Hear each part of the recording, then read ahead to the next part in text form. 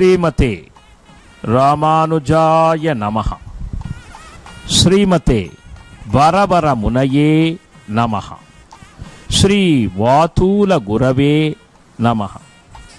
ஸ்ரீசைலேச தயாபாத்திரம் தீபக்தியாத் குணார்ணவம் யதீந்திர பிரவணம் வந்தே ரம்யஜா மாதரம் முனி. லக்ஷ்மீநாத சமாரம்பாம் நாதயாமுன பிரணமத்யமாம் அஸ்மத் ஆச்சார்ய பர்யந்தாம் வந்தே குரு பரம்பரா. ஸ்ரீ செண்டும் கையும் செங்கமலத்தாயார் துணை, கோலும் கையும் கோபாலனே துணை. ஸ்ரீவித்யா ராஜகோபால சுவாமி பங்குனி பிரம்மோத்சவ பெருவிழா.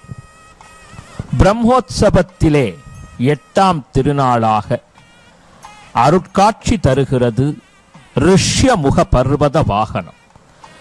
ரிஷ்யமுக பர்வத வாகனத்திலே சக்கரவர்த்தி திருமகன் தசரதனின் குமாரன், சூரிய குலத்து நாயகன், சீதையின் மனோகரன், கோதண்டம் ஏந்தக்கூடிய வில்லாளன், சத்திய தர்மத்தின் வடிவினன், இக்ஷ்வாகு குலத்து அரசன், அனுமன் முதற்கொண்டு அனைவரும் போற்றி துதித்த ராகவன், பரவாசுதேவன், ஸ்ரீமன் நாராயணனே ஸ்ரீ ராமச்சந்திர மூர்த்தியாக ரிஷ்யமுக பர்வத வாகனத்திலே சுக்ரீவன், இளைய பெருமாள் எனப்படும் லக்ஷ்மணர், அங்கதன், சுக்ரீவனின் மனைவி ருமை, பின்புறத்திலே வாலி மற்றும் அனுமன் ஆகியோரோடு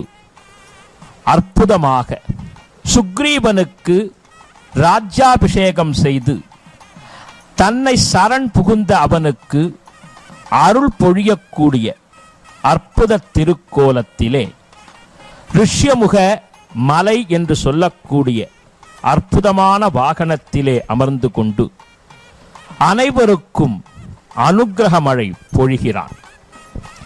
அங்கண் நெடுமதில் புடைசூழ் அயோத்தி என்னும் அணி நகரத்து உலகனைத்தும் விளங்கும் சோதி, வெங்கதிரோன் குலத்துக்கு ஓர் விளக்காய் தோன்றி விண் முழுதும் உயக்கொண்ட வீரன் தன்னை, செங்கண் நெடுங்கருமுகிலை ராமன் தன்னை, தில்லை நகர் திரு சித்திரக்கூடன் தன்னுள் எங்கள் தனி முதல்வனை எம்பெருமான் தன்னை என்று கொலோ கண்குளிர காணும் நாளே என்று குலசேகர ஆழ்வார் தனது பாசுரத்திலே பணிந்து போற்றுகிறார் ஸ்ரீராமனை. ஒரு வில் ஒரு சொல் ஒரு இல் என்று ராமச்சந்திர மூர்த்தி ஒரு மனிதன் எப்படி வாழ வேண்டும் என்று இலக்கணத்தோடு வாழ்ந்து காட்டியவர். எனவே ராமன் செய்ததை செய், கண்ணன் சொன்னதை செய் என்று பெரியோர்கள் அருளுகிறார்கள். எனவே தனிப்பெரும் தெய்வமாக ஏகபத்னி விரதனாக திரேதா யுகத்திலே கோசலை தன் மணி வயிறு வாய்த்தவனான ராமன் தன் நாயகியோடு வனாந்தரத்திற்கு வனவாசம் வந்த சமயத்தில் ராவணனால் சிறை எடுத்து பல்லப்பட்ட ஜானகியை தேடும் பணியிலே பல நிகழ்வுகளை சந்திக்கிறான் பகவான். அதிலே சபரி என்னும் மூதாட்டியை சந்தித்து அவளின் மூலமாக சுக்ரீவன் இருக்கும் இடத்தையும் வாலியால் அவன் துரத்தப்பட்டதையும் அறிந்து அவனுக்கு இழைக்கப்பட்ட கொடுமைகளை எல்லாம் உணர்ந்து கொண்டு வாலி வரவே இயலாத ரிஷ்யமுக மலையில் சுக்ரீவன், அனுமன், நளன், நீலன் ஆகிய வானர்கள் இருப்பதை அறிந்து அவர்களுக்கு அபயம் தந்து சிறப்பு மிகுந்த சுக்ரீவனுடைய குறை தீர்ப்பதற்காக இலக்குவனோடு அந்த வனப்பகுதிக்கு மலைப்பகுதிக்கு வந்த தருணத்திலே சுக்ரீவன் மிக தேஜோமயமாக வரக்கூடிய ராம லக்ஷ்மணர்களை ஒருவேளை வாலிதான் தன்னை வீழ்த்துவதற்கு அனுப்பினானோ என்று பயந்து அனுமனை அனுப்பி விவரம் தெரிந்து வரச் செய்ய, அனுமன் சென்று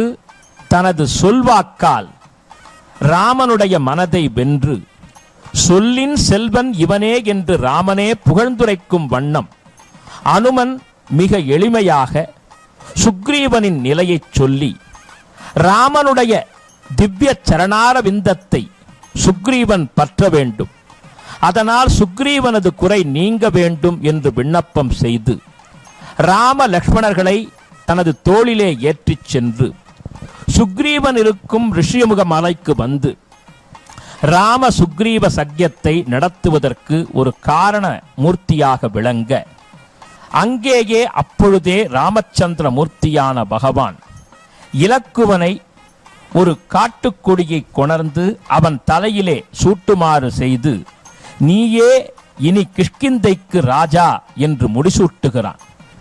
அதற்கு பிறகு வாலியினிடத்திலே யுத்தத்திற்கு செல்லுமாறு செய்து நல்லதோர் உபாயத்தை கையாண்டு வாலியை ராமன் தன் பாணத்தால் வீழ்த்தி, பிறகு சுக்ரீவனுக்கு உண்மையான பட்டாபிஷேகத்தையும் நிகழ்த்தி, சுக்ரீவன், அனுமன், நீலன், நலன், அங்கதன், ஜாம்பவான் ஆகிய அனைவரோடும் இணைந்து கொண்டு சீதா பிராட்டியை தேடக்கூடிய நல்லதோர் செயல்பாடுகளிலே இறங்கி, அனுமன் அன்னை ஜானகியை காண்பதற்காக தென்திசை நோக்கி செல்வதற்கு முன்பாக எம்பெருமானின் கணையாழியை பெற்று கடல் தாண்டி சென்று அன்னையை கண்டு தாயாரின் குறை தீர்த்து சீதா பிராட்டியாரின் சூடாமணியை பெற்று அசோகவனத்தை அழித்து ராவணனுக்கு புத்தி புகட்டி அங்கிருந்து மீண்டும் அன்னையிடம் வந்து விடை பெற்று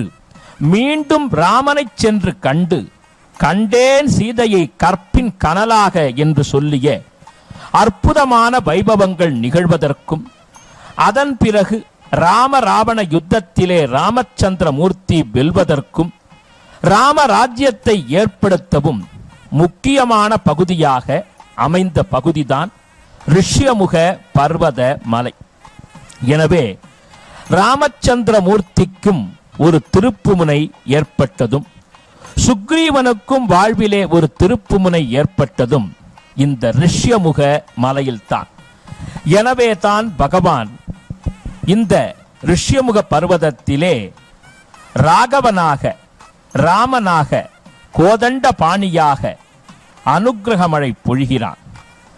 அந்த அடிப்படையிலே ராமச்சந்திர மூர்த்தியினுடைய வடிவழகை ஸ்ரீமத் ராமாயணம் பல்வேறு ரீதியில் சொல்கிறது. ராமநாமத்தை உச்சரிப்பவர்களது பாபங்கள் பொசுங்கிவிடும், நன்மையும் செல்வமும் நாளும் நல்குமே என்று சொல்லக்கூடிய பனுவலிலே விளக்கமாக கம்பநாட்டாழ்வார் சொல்வது சென்மமும் மரணமும் இன்றி தீருமே. அதாவது மரணமும் இல்லாமல் மீண்டும் பிறக்கக்கூடிய நிலையும் இல்லாமல் என்றும் நிலையான அமைதியை, நிம்மதியை தந்து எப்பொழுதும் ராமபிரானின் அருளுக்கு பாத்திரமாக்குவது ராமநாமமே என்று பேசுகிறார் கம்பநாட்டாழ்வார். எனவே அப்படிப்பட்ட திரேதா யுகத்து நாயகனாக இந்த தட்சிண துவாரகாதீசன் ராமன் திருக்கோலத்திலே கையிலே கோதண்டமேந்தி பாணம் தரித்து தன் ஒரு திருவடியை மடித்து அமர்ந்து அபயம் தருகிறேன், அஞ்ச வேண்டாம் என்று சுக்ரீவனுக்கு மட்டுமல்ல நம்மை போன்ற மானுடர்களுக்கும் அருளை பொழிகிறான். வைதேகி சகிதம் சுரத்ரு மதலே ஹைமே மகா மண்டபே மத்தியே புஷ்பகமாசனே மணிமயே வீராசனே சுஸ்திகம் அக்ரே வாசயதி பிரபஞ்சனசுதம் தத்துவம் முனிப்யகபரம் வியாக்யாந்தம் பரதாதி பகீ பரிவிருதம் ராமம் பஜே ஷியாமளம் என்று அற்புதமாக ராமனுடைய மேன்மையை அந்த ஸ்லோகம் குறிக்கிறது. ராமச்சந்திர மூர்த்தியினுடைய பிரபாவங்கள் ஸ்ரீமத் ராமாயணத்திலே நிறைந்து விரவி காணப்படுகிறது.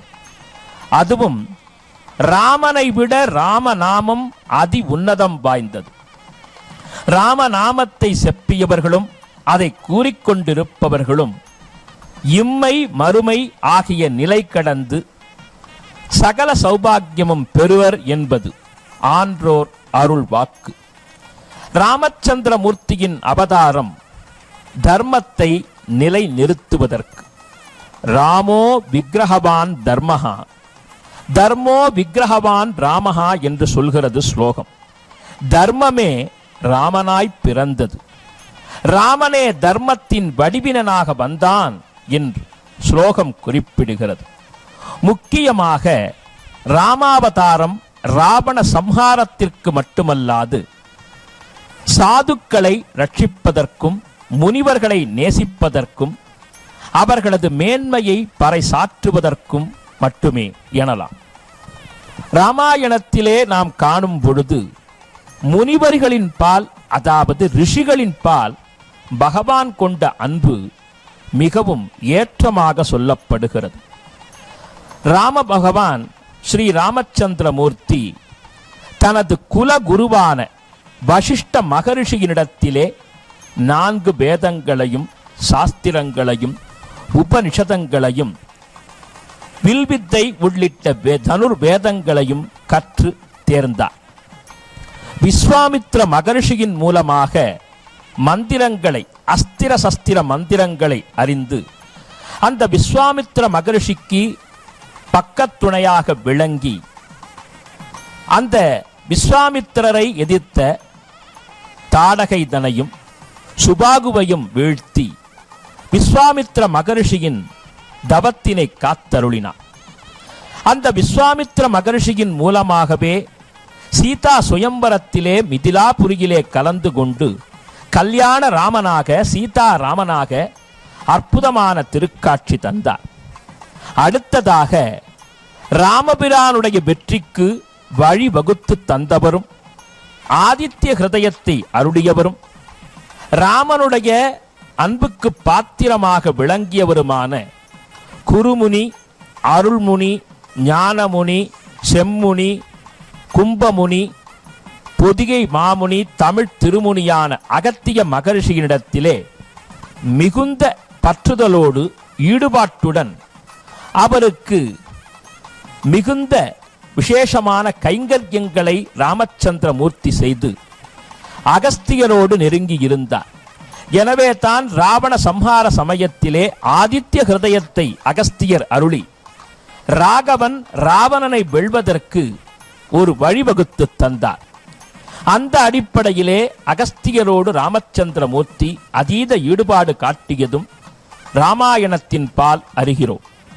அதே போலே கௌதம மகரிஷி, அதாவது கல்லாக சபிக்கப்பட்ட அந்த அகல்லிகையை தன்னுடைய பாத தூசியின் வாயிலாக பெண்ணாக மாற்றி அகல்லிகையின் குறை தீர்த்து கௌதம மகரிஷிக்கும் ஏற்றம் தந்தார் ராமன்.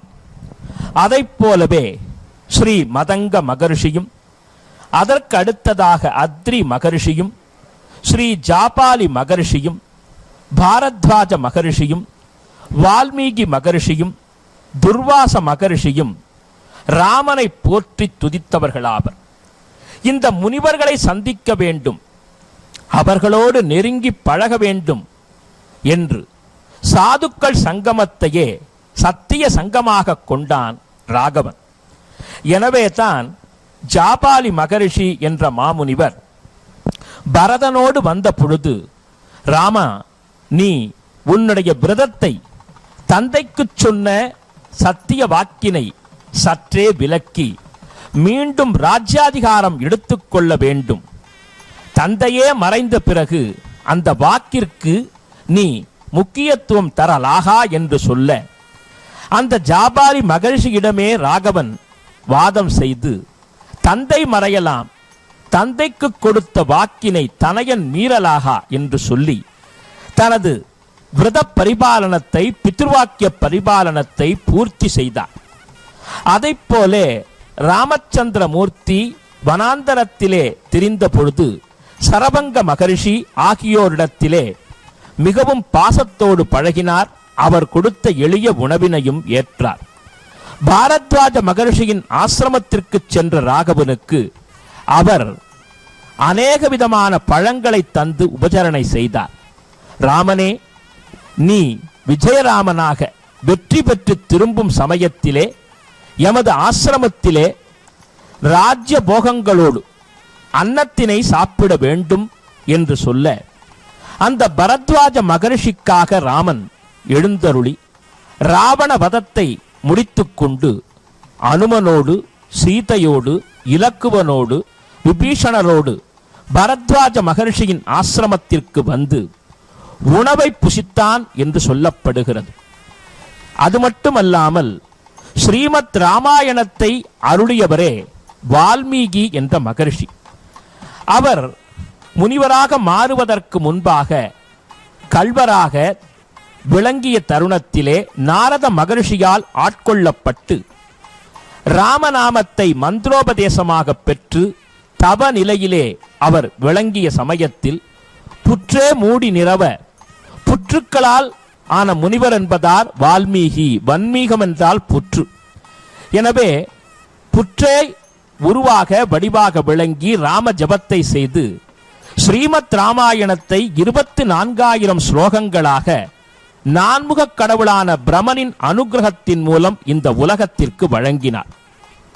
ஏன், ராமபிரான் பட்டாபிஷேகம் ஏற்றுக்கொண்டு அதன் பிறகு சில காரணங்களால் சீதா பிராட்டியார் மீண்டும் வனவாசம் வரவேண்டிய நிலை ஏற்பட்ட பொழுது சீதா மாதாவை தன் இல்லத்திலே தன் மகளாகவே பராமரித்து லவ குஜர்களை சீதை ஈன்றெடுத்த சமயத்திலே அந்த குழந்தைகளுக்கு கல்வி கற்பித்து தனுர் வித்தைதனையும் வழங்கி சக்கரவர்த்தி திருமகன் நடத்திய அஸ்வமேத யாக குதிரையை அந்த லவ குஜர்கள் கட்டிய சமயத்திலே இதுவும் பகவானுடைய நாடகம் என்பதை உணர்ந்து நிறைவாக அவர்கள் தமது தாய் தந்தையரை நேருக்கு நேராக சந்தித்து அயோத்தி சாம்ராஜ்யத்தை ஆளுவதற்கு வால்மீகி மகரிஷி துணை புரிந்தார். ராமாவதாரம் நிறைவு பெறுவதற்கு முன்பாக துர்வாச மகரிஷி வருகை தந்து ராமனை காண வேண்டும் என்ற சமயத்திலே தர்மராஜனான யமதர்வன் ராமனோடு பேசிக்கொண்டிருந்த தருணத்திலே இலக்குவன் அவரை உள்ளே விடாமல் தடுத்தபடியினாலே கோபம் கொண்ட தருணத்திலே அவருக்கு எந்த உபத்திரவமும் வரக்கூடாது என்பதற்காக இலக்குவ பெருமான் ராமபிரானிடத்திலே சென்று அதன் பிறகு சரையிரதியிலே இறங்கினார் என்றெல்லாம் பார்க்கிறோம். ஆக ராமபிரானுடைய அவதார காலம் துவங்கி அந்த அவதாரம் நிறைவு பெறும் வகையிலே மகர்ஷிகள், முனிவர்கள், சாதுக்கள் அனைவருமே ராமச்சந்திர மூர்த்தியோடு நெருங்கி அளவளாவி மகிழ்ந்தார்கள். அந்த ராமனை கொண்டாட முடியாமல், பாட முடியாமல், அவனை மிகவும் ஆச்சரியமாக அனுபவிக்க முடியாத ரிஷிகளே துவாபர யுகத்தில் கோபியர்களாக பிறந்து கோபாலனான கண்ணனை கண்டு அவனோடு ராசக்கிரீடா ஜலக்கிரீடா மகோத்சவத்தை அற்புதமாக மகிழ்ந்து கொண்டாடினர் என்று பாகவதம் கூறுகிறது. அதிலே நமது கோபர்லய மகர்ஷிகளின் தவ பயனால் தானே இந்த எம்பெருமான் நமக்கு வாய்த்தான். எனவே ராமச்சந்திரமூர்த்தி எப்படியெல்லாம் ராமாயணத்திலே முனிவர்களோடு நெருங்கி பழகி தனது சாதுக்கள் சங்கமத்தை ஏற்படுத்தி கொண்டாரோ அதுபோலே கண்ணனம்பெருமான் அனைத்து லீலா விபூதியிலும் பல முனிகள் கோபியர்களாகவே விளங்கி குழந்தை கண்ணனை கொண்டாடினர். அதிலே நமது திருத்தலத்திலே கோபிலாதி முனிவர்களின் வேண்டுதலுக்காக ராகவனாகவும் ராமனாகவும் பகவான் சேவை சாதித்தான் என்பர்கள். எனவே இந்த 8ஆம் திருநாளிலே விசேஷமாக ரிஷ்யமுக பர்வத வாகனத்திலே கோபிலாதி முனிகளுக்கு காண்பித்தருளிய சக்கரவர்த்தி திருமகன் வடிவத்தை ஸ்ரீராமன் இங்கே அனைத்து தரப்பு பெரியோர்களுக்கும் நல்லோர்களுக்கும் சான்றோர்களுக்கும் காண்பித்து நமது துயரை தீர்க்கிறான். எனவே நாமும் இந்த சிறப்பு மிகுந்த ரிஷ்யமுக பர்வதத்திலே காட்சி தரக்கூடிய ராமச்சந்திர மூர்த்தியை உளமாற பூஜித்தாலே போதும். முக்கியமாக ஸ்ரீ வைஷ்ணவர்களுக்கு விஷ்ணு சகஸ்ரநாமம் என்பது முக்கியத்துவம் வாய்ந்தது. அதில் 1000 திருநாமங்கள். அதிலே பார்வதி தேவியார் சிவபிரானை கேட்ட பொழுது 1000 திருநாமங்களை சொல்ல இயலாதவர்கள் என்ன சொல்ல வேண்டும் எளிமையாக என்ற பொழுது ஸ்ரீராம ராம ராமேதி ரமே ராமே மனோரமே சகஸ்ரநாம தத்துல்யம் ராம நாம வராரணே என்று சிவபிரானே சொல்கிறார். ராமநாமத்தை மும்முறை சொன்னால் விஷ்ணு சகஸ்ரநாமத்தை சொல்ல புண்ணியம் என்று சிவனே சொல்லுவதால் நாமும் ராமனாக வரக்கூடிய கண்ணனம்பெருமானை துதித்து ராமநாமம் சொல்லி எல்லா வளமும் பெறுவோம். கமலா சரணாம்போஜ கௌஸ்துபாங்கித பக்ஷசே கல்யாண குண பூர்ணாய ஜம்பகேசாய மங்களம் ஸ்ரீமதே ரம்ய ஜாமாத்ரு முனீந்திராய மகாத்மனே ஸ்ரீரங்கவாசினி பூயாத் நித்யஸ்ரீ நித்திய மங்களம் என்று சொல்லி கோபாலனின் பூவார் கடல்களை சரண் புகுவோம். சர்வம் ஸ்ரீ கிருஷ்ணார்ப்பணமஸ்து.